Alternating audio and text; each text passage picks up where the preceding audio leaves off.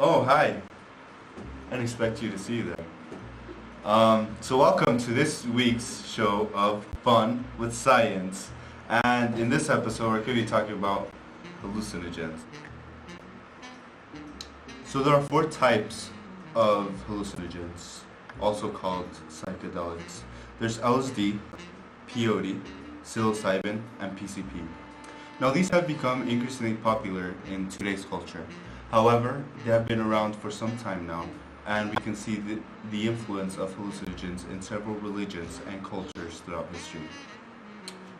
With this, our research team became increasingly interested in the hallucinogenic effect on the brain, and we came up with the following question.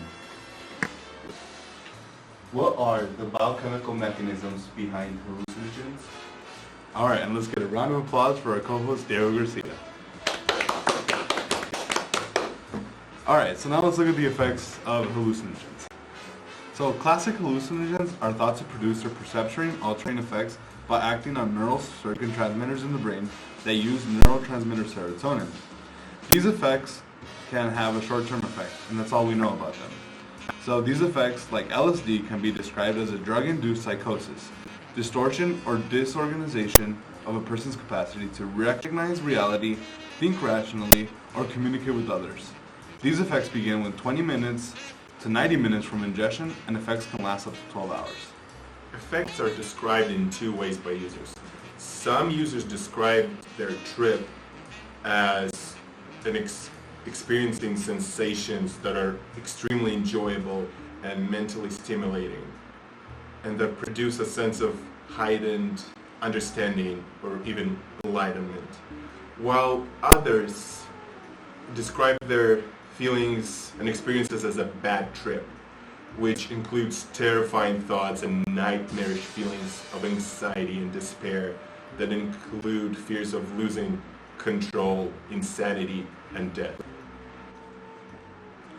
One human study published in the journal Psychopharmacology revealed the active ingredient called psilocybin, which elicited mystical experiences for participants that reportedly led to behavior changes lasting for weeks. However, nearly 1/3 of the participants had a bad trip, reporting that they found the drug experience frightening. Research has suggested hallucinogens primarily alter the brain's cortex, where the drugs activate specific receptors called the 5-HT2A receptors, also abbreviated to ARs, that are normally triggered by serotonin.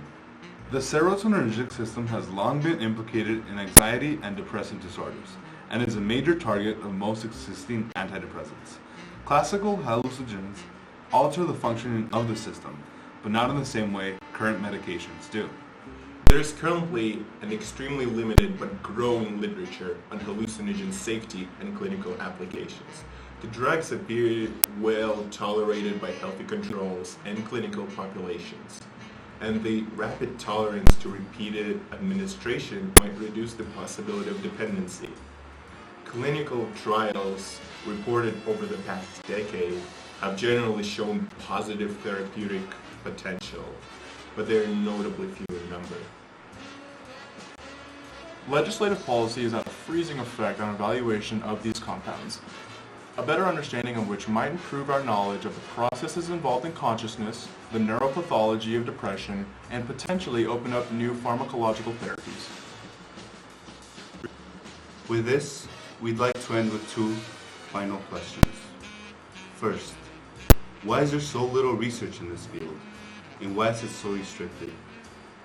Could decriminalizing hallucinogens help with research, or thinking of them not as a criminal issue, but as a health issue, maybe help in some way?